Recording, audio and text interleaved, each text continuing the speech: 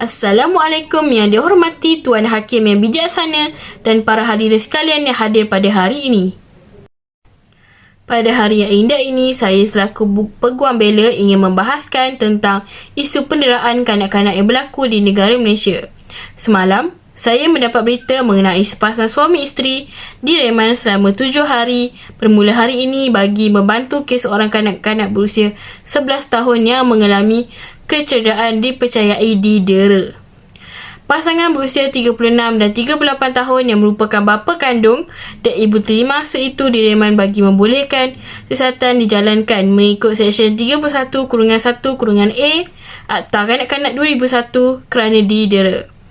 Pasangan itu ditahan susulan polis menerima laporan berhubung kejadian dera semalam. Semalam, saya telah melihat seorang kanak-kanak perempuan yang berusia 11 tahun yang telah ditemui dalam keadaan cedera parah di bahagian mata dan juga muka yang dipercayai telah didera oleh ibu tirinya. Kejadian ini dipercayai berlaku di Ceras, Kuala Lumpur. Walau bagaimanapun, kanak-kanak itu telah berjaya diselamatkan oleh Pertubuhan Malaysia selepas menerima beberapa laporan daripada penduduk di perumahan tempat saya tinggal. Saya mendapati kanak-kanak malang itu ditemui bersembunyi di belakang pintu dan kelihatan takut serta trauma selain terdapat kesan kecederaan serius di muka sehingga menyebabkan kedua belah-belah mata mangsa tidak boleh dibuka. Sementara itu, menurut Ketua Polis Daerah Bukit Aman, Asisten Nik Amir, mangsa kini ditempatkan di Hospital Subang Jaya untuk menerima rawatan dan pemeriksaan lanjut daripada pakar kanak-kanak. 3 kumpulan individu yang mempunyai maklumat mengenai penderaan kanak-kanak diingatkan melaporkannya kepada pihak berkuasa atau berdepan hukuman penjara dan denda jika gagal berbuat demikian. Kewajipan tersebut terkandung dalam Akta Kanak-Kanak 2001 melibatkan individu yang terdiri daripada pegawai perubatan yang daftar, anggota keluarga dan pengasuh kanak-kanak. Mengikut pindahan akta itu, di bawah Seksyen 27, 28 dan 29, seseorang pegawai perubatan atau pengamal perubatan berdaftar, mana-mana anggota keluarga dan seseorang pengasuh kanak-kanak atas alasan-alasan yang munasabah bahawa kanak-kanak telah dicederakan dari segi fizikal dan atau emosi akibat teraniaya, terabai, terbuang atau terdedah dari segi seks, hendaklah dengan serta-merta memberitahu pihak berkenaan. Yang Arif berbicara, jika mereka yang terbabit gagal melaporkan, maka boleh diambil tindakan apabila disabitkan boleh dihukum penjara atau denda tidak melebihi RM5,000 atau dipenjara selama tempoh tidak melebihi 2 tahun atau kedua-duanya sekali. Selain itu, tindakan yang perlu diambil bagi kanak-kanak yang memerlukan pemeliharaan atau perlindungan adalah orang awam perlu melaporkan kepada polis atau pegawai kebajikan masyarakat.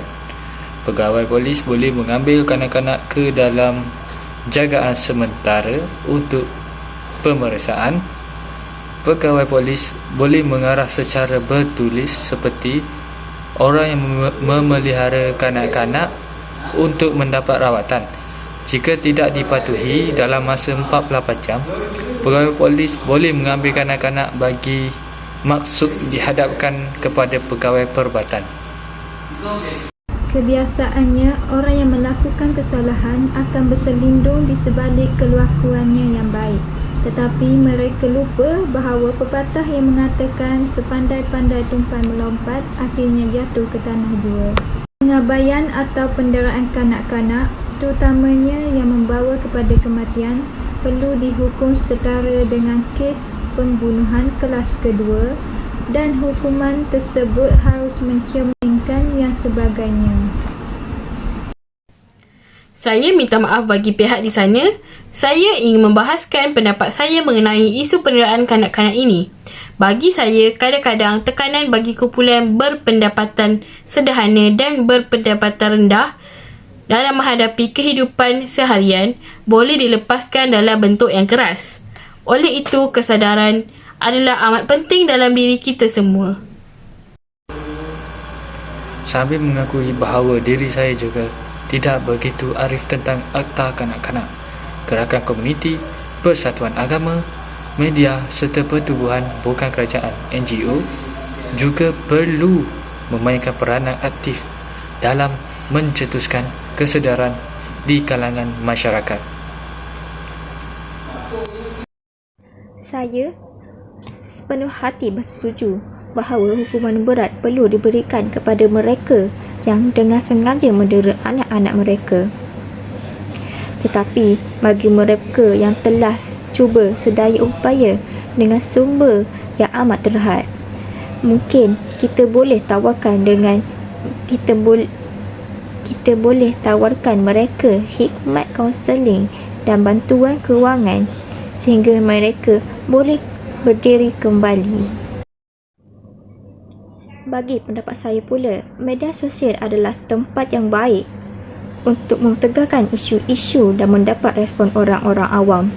Tetapi, bagi kes-kes yang melibatkan kanak-kanak, saya rasa kita tidak boleh mendedahkan terlalu banyak maklumat peribadi dan gambar-gambar kanak-kanak serta ibu bapa mereka. Saya sangat bersetuju dengan pendapat saksi kita pada hari ini. Kita sepatutnya sama-sama menitik beratkan tentang kehidupan kanak-kanak yang kurang berupaya untuk menjaga diri mereka. Berdasarkan setiap pendapat masing-masing beserta saksi, saya akan melanjutkan lagi kes ini sehingga dapat diselesaikan dengan adil dan saksama. Terima kasih kepada semua hadirin yang hadir pada hari ini bagi membahaskan isu penderaan kanak-kanak yang terjadi di negara kita ini. Hadirin sekalian boleh bersurai.